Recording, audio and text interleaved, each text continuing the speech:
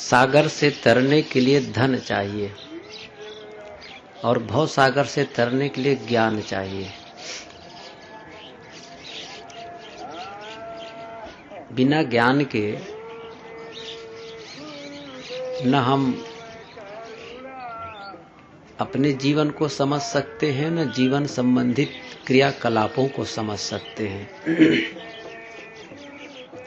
व्यवहार की बातें भी हम नहीं समझ पाते हैं, इसीलिए व्यवहार भी उलझा उलझा रहता है। और जिसका व्यवहार ही उलझा है वो अध्यात्म की कौन सी आशा करेगा।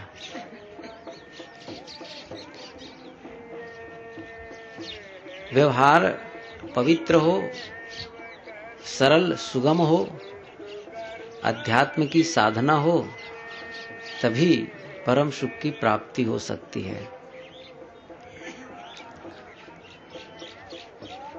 हमारा जीवन उस उत्तर पुस्तिका के समान है जिसमें केवल प्रश्न लिखे हैं, उत्तर हमें लिखना है। कुछ विद्यार्थी प्रश्न को नहीं समझते हैं और बस जो आए मन में बस लिखते जाते हैं, तो उत्तीर्ण नहीं होते हैं। पहले प्रश्न में को समझो कि प्रश्न कहता क्या है, पूछ क्या रहा है, उसके बाद उसके अनुसार उत्तर लिखो। चाहे जो लिख दो, पास कैसे हो जाएंगे। हमारा जीवन भी कुछ इसी ढंग से है। प्रश्न तो है लेकिन उत्तर हमें लिखना है, और बिना इसे समझे हम चाहे जो हो हम गोदते जाते हैं और अपने अंतःकरण को इतना दाग से भर देते हैं, इतना उसमें लिख डालते हैं कि बस समझ नहीं आता कि क्या है। जैसे जीवन है, उसका जीवन जो प्रश्न है जीवन का, वो कहीं उसका उत्तर भी अलग नहीं है। जीवन का प्रश्न जीवन में ही है। सबसे बड़ा प्रश्न तो यही है कि हमारा मन उलझा है। सामान्य समस्या है, बहुत बड़ा प्रश्न है, हर व्यक्ति के लिए प्रश्न यह है। व्यवहार उलझा है, मन उलझा है, पूरा जीवन क्यों? इसी प्रश्न के समाधान के लिए हम कुछ न कुछ करते रहते। सुख चाहिए। एक प्रश्न है, सुख कैसे मिलेगा? और ऐसा कुछ करते हैं कि और उलझते जाते हैं। झज्झा अरुज सरुज कित जान, अर्जुन हिड़त जाए परान। साहब भी बड़े व्यंग्यात्मक ढंग से कहते हैं कि झज्झा अरुज सरुज कित जान। ए भाई, तो उलझते सुलझते वे कहां जा रहे हो? जिसको तुम सुलझना मार रहे हो, अभी सुन रहे थे पूर्व प्रवक्ता से कि लोग उपासना में लगते हैं, कुछ उपासना पद्धति में लगते हैं, कुछ कर्म कांड में लगते हैं, लेकिन यह सबका फल होना चाहिए मन की पवित्रता। स्वाभाविक है, कोई चोरी करता है, हिंसा करता है, गलत काम करता है तो लोग कहेंगे गलत कर रहा है, ये बंधन का काम कर रहा है, इससे इसके जीवन में बंधन होंगे। लेकिन एक आदमी कोई उपासना कर रहा है, कहीं पूजा पाठ कर रहा है, तो कोई नहीं कहेगा वो बंधन में पड़ रहा है, वो तो सुलझने का काम कर रहा है। लेकिन साहब का ये कहना है कि अरुझ सरुझ कित जान, उलझते हुए और सुलझते हुए कहां जा रहे हो? जिसको तुम उलझना मार रहे हो, सुलझना मार रहे हो, वो भी पूरा सुलझना कहां हुआ? वो भी तो उलझना ही हो रहा है और उलझ रहे हैं। एक झीनी माया, जिसको साहब की भाषा में झीनी माया कहते, मोटी माया, झीनी माया। तो इसे समझना है। मैं ये कह रहा था कि हमारा एक जीवन उस उत्तर पुस्तिका के समान है जिसमें केवल प्रश्न लिखे हैं, उत्तर हमें लिखना है। वह प्रश्न है मन का उलझन, उसे सुलझाना है, इसके लिए उत्तर देना है। और इसका उत्तर कहीं अलग नहीं, जीवन को ही समझना है। पहले जो आदमी जीवन को पहली बात तो समझ लेगा, क्या जीवन को उलझाएगा? जीवन के महत्व को समझ ले। किसी भी चीज के महत्व को समझ करके उसका दुरुपयोग नहीं किया जा सकता है। किसी भी चीज के महत्व को यदि हम सही ढंग से समझ लें तो उसका दुरुपयोग नहीं कर सकते हैं, उसका सही उपयोग करेंगे। जीवन के महत्व को समझ लें, जीवन का जो क्षण मिला है, समय मिला है, उसके महत्व को समझ लेंगे तो इसका दुरुपयोग नहीं करेंगे। ये समझ में आ जाएगा कि बड़ा क्षणिक है, आज है कल नहीं रहेगा, बस इतना ही समझ ले इसको। साहब ने कहा है कि रहबे को अचरज अहे जात अचंभव कौन, 10 द्वारे का पिंजरा तामे पंछी पौन, रहबे को अचरज है जात अचंभव कौन। 10 दरवाजे का पिंजरा है, एक पक्षी बैठा है, सभी दरवाजे खुले हैं तो भी बैठा हुआ है। रहबे को उसका न उड़ना ही आश्चर्य लगता है कि जब पिंजरे के सभी दरवाजे खुले हैं तो क्यों नहीं उड़ गया ये। जात अचंभव कौन, यदि वो उड़ जाए तो आश्चर्य क्या।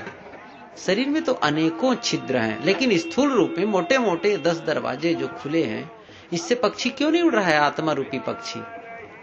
और जब उड़ जाए तो कौन आश्चर्य है। कब शरीर छूटे कोई ठिकाना है, श्वास नगारा कुछ का बाजत है दिन रैन, रोज रोज तो हम मर रहे हैं। आज मरहु की काल गए हैं केश, न जाने कब मारी है का घर क्या परदेश। अब मरा की तमरा जैसे पानी का बुलबुला होता है, कब फूटा, वैसे ही तुम्हारी दशा है। यह तन कांचा कुंभ। साहिब के उदाहरण इतने मार्मिक है, वो हमारे ममतालु मन में हर समय हथौड़ा मारते हैं, लेकिन हम अपने मन में पलस्तर लगाते जाते हैं ताकि वो टूटे मत। बड़ा मोह होता है। इसीलिए साहब को कहना पड़ा है कि पाहन में क्या मारिए जो चोखा तीर नसाए, जैसी गोली गुमज की नीच परी ढहराए, तैसा हृदय मूर्ख का शब्द नहीं ठहराए। बड़ा तेज कहते हैं कई बार साहब, तिल मिलाने वाली बात कहते हैं कि जैसी गोली गुमज की, गुंबज मंदिर के ऊपर कहीं गोल गुंबज होता है, उस पर गोल गोली रखो, शीशे का गोली की गोली, तो क्या होगा, वो ढरक करके नीचे गिर जाएगी। वैसे ही हमारे तैसे हृदय, बड़ा साफ उदाहरण, जैसी गोली गुमज की नीच परी ढहराए, तैसा हृदय मूर्ख का, हम लोगों के लिए कहते हैं, शब्द नहीं ठहराए। ये शब्द लगते ही नहीं। बहुत तो चोखा तीर है, बहुत नुकीला है, लेकिन पत्थर मारने से क्या होगा। हम लोगों का हृदय पत्थर के समान हो गया है, लगता नहीं है, इसलिए जहां के तहां रह जाते हैं। तो उस क्षणभंगुर साहब जो कहते हैं कि हतन कांचा कुंभ लिए फिरे थे साथ, टपका लागा फुट गया कछु न आया हाथ। कच्चे घड़े को लेकर के हाथ में घूम रहा था, आया कोई और चोट लग गई उसको, बस भारा करके गिर पड़ा, कुछ न आया हाथ। ये शरीर जब छूटेगा तो क्या हाथ आएगा, कुछ भी तो हाथ नहीं आएगा। इतना अस्थायी, इतना नापायदार, इतना क्षणिक इस शरीर को हम यदि समझ लें कि यह सचमुच बड़ा क्षणभंगुर है, बड़ा क्षणिक है, क्या इसका दुरुपयोग करेंगे? क्या इसको काम, क्रोध, लोभ, मोह, नाना वितर्कों में उलझाएंगे? इसको नहीं उलझा सकते। फिर तो एक एक क्षण का दोहन करेंगे, एक एक समय का दोहन करेंगे। हम वक्तव्य देते हुए भी नहीं समझ पाते, सुनते सुनते भी नहीं समझ पाते। बोलते समय मन में एक जागरूकता आती, सुनते समय भी जागरूकता आ जाती है। कोई महापुरुष जब बोल रहा हो उस समय भी जागरूकता आती, ऐसा ही होना चाहिए। लेकिन थोड़े समय के बाद में फिर वही असावधानी, असावधानी। इसीलिए महात्मा बुद्ध ने कहा है कि अपमादेन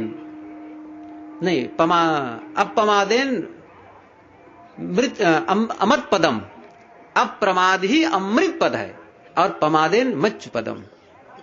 अप्रमाद ही असावधान, मतलब अप्रमाद प्रमाद रहित, सावधानी ही अमृत पद है और असावधानी ही मृत्यु पद है। हम अपनी मौत करते हैं, ये कहना चाहिए निरंतर हम अपनी आत्महत्या करते हैं। गोस्वामी जी ने जो कहा है ना, आत्म हन गति जाए, निरंतर हम अपने आप को कुचलते रहते हैं। ये क्या है?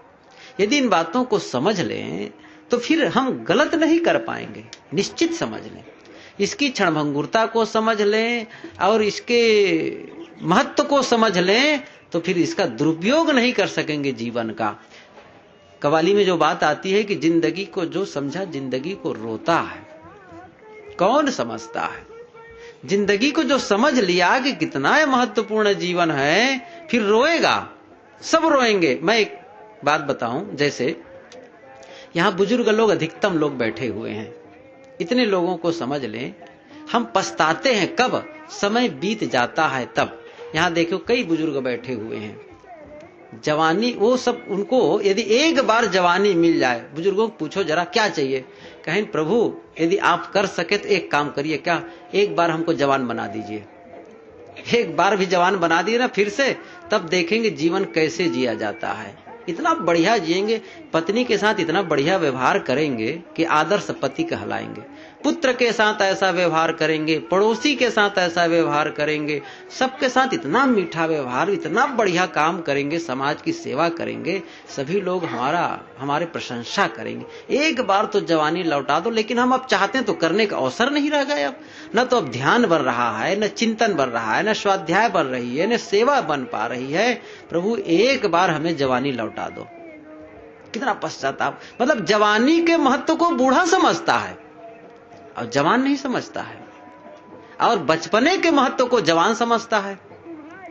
जो जवान है वो काफी पढ़ लिख लिया है और बस अब वो नौकरी की तलाश में है, या छोटी मोटी नौकरी कर भी रहा है, या कहना चाहिए कोई शादी वादी हो कि बहुत सामान्य जीवन जी रहा है। उसको यदि पूछा जाए कि क्या चाहिए, तो कि एक बार फिर से बचपना आ जाए तो मैं बचपने से, मतलब छोटेपन से इतनी मेहनत करूंगा पढ़ाई लिखाई में कि हर क्लास में मेरिट आऊंगा, और इतना बढ़िया पढ़ूंगा कि हर जगह आदर्श विद्यार्थी, और एक टॉप करते करते बहुत ऊंचे पोस्ट पर जाऊंगा। क्यों? वो पछता रहा है उसको, क्यों? वो बीत गया। बचपने के महत्व को जवान समझता है और जवानी के महत्व को बूढ़ा समझता है। जब पूरा जीवन बीतता है, ध्यान दीजिए, पूरा जीवन बीत रहा है, मृत्यु शैया में कोई है, उसे पूछो, वो सोचेगा उफ, ये पूरा जीवन मुझे कैसे मिला हुआ था। वो असली समझेगा पूरे जीवन को, महत्व को मरने वाला आदमी समझेगा। इसीलिए किसी ने बहुत सुंदर गाया है, जीवन खत्म हुआ तो जीने का ढंग आया, जब बुझ गई समा तो महफिल में रंग आया। जीवन खत्म होता है तो जीने का ढंग आता है। जब माता और पिता साथ रहते हैं तो माता पिता के आदर नहीं किया जाता, न उसके महत्व को समझा जाता है।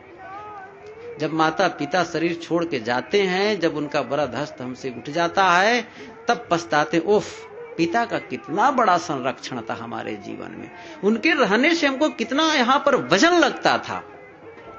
पिता के महत्व को पिता के न रहने पर समझते हैं। इसी प्रकार भाई के, हर परिवार के संबंधी को, इसी प्रकार शिष्य भी अपने गुरु के महत्व को तब समझता है जब गुरु उसके ऊपर से हाथ उठा लेता है, चल देता है इस संसार से, तब वो पछाड़ खा के रोता है, गिरता है। जब तक गुरु रहे मैं उनसे लाभ नहीं ले पाया, जो मुझे उनसे लाभ लेना चाहिए वो लाभ नहीं ले पाया। हाँ, बल्कि उनके विपरीत कुछ काम करता रहा, उनकी आलोचना में भी पड़ा रहा। जब गुरु जाते हैं इस संसार से तो बहुत पछताता है उसे। आज हम भी पछताएंगे, हमारी भी वही दशा होने वाली है आजकल में। तो मैं ये कह रहा था कि जीवन के महत्व को समझेंगे। जीवन में कितना बड़ा काम किया जा सकता है कल्याण का, जो आज तक नहीं हुआ है। आज तक अनादिकाल से हम भटकते आ रहे हैं, और अभी तक जो काम पूरा नहीं किया जा सका है वह काम पूरा किया जा सकता। इतना महत्वपूर्ण जीवन है, और इसे हम क्रोध में उलझा रहे हैं, मुकदमेबाजी में उलझा रहे हैं, लड़ने झगड़ने में उलझा रहे हैं, अहंकार और कामना के लेकर के पीड़ित हुए हैं, कामादिक वितर्कों में उलझा रहे हैं। सोचो, गलत खाकर, गलत बोलकर, गलत सोच करके हम उलझा रहे हैं। क्या महत्व को समझा गया? नहीं समझा गया। भोजन के महत्व को समझा गया, उसको उसी रूप में देखना, भय खत्म हो जाएगा। मृत्यु को मृत्यु के रूप में यदि समझ लिया जाए तो भय खत्म हो जाएगा। मृत्यु है क्या, जिसको उस रूप में समझ लिया जाए कि मृत्यु कुछ है। जड़ और चेतन के जो संबंध काल होते हैं, का संबंध काल है, उसे ही तो जीवन कहते हैं, और दोनों का वियोग हो गया। कौन सी बड़ी घटना घट गई? आखिर आत्मा तो अमर है ना, और एक दिन निश्चित है कि हमको इस संसार से जाना है, छूटना है, देह का वियोग होना ही है। रोना किस लिए? किस लिए पीड़ा? क्यों भयभीत है मरने को लेकर के? मृत्यु को मृत्यु के रूप में समझ लें, भयभीत नहीं होंगे।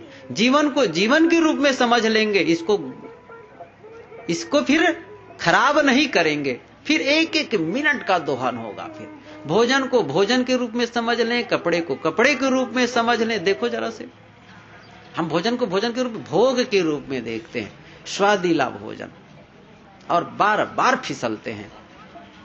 जिसको समझने में तो औषधि है, खट्टी मीठी सब प्रकार की औषधि होती है, शरीर निर्वाह के लिए इसको लेना है। लेकिन ये कहना सरल, सुनना सरल, प्रयोग बड़ा कठिन है। लेकिन यही कठिन प्रयोग करके ही अब अपने मन को पवित्र कर सकते हैं, जीवन को साध सकते हैं। और यह जब तक नहीं करेंगे, चाहे आज करें, चाहे 10 साल बाद करें, चाहे 10 जन्म बाद करें, चाहे 1000 जन्म बाद करेंगे, लाइन में तो यही आना है, यही रास्ता है। उसको उसी रूप में समझना। वस्त्र को वस्त्र के रूप में समझ लें। यह वस्त्र है, यह केवल कपड़ा, यह कपड़ा जो है केवल तन ढकने के लिए है, ये लोगों को दिखाने के लिए नहीं, फैशन करने के लिए नहीं है।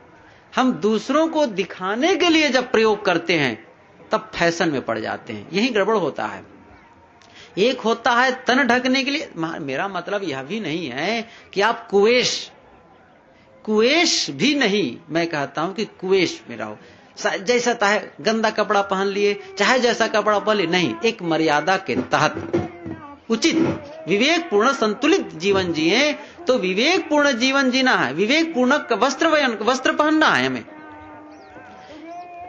इसका यदि हम कुएश कर रहे हैं, गंदा कपड़ा पहन रहे हैं और बड़े हम कहें अरे हमको कोई कपड़े से थोड़े मतलब है, चाहे जैसे तन ढक लिए, चाहे जैसे पहन लिए, देखिए उसके पीछे भी एक सूक्ष्म अहंकार पैदा हो जाएगा। फिर ये भी बड़ा विचित्र है।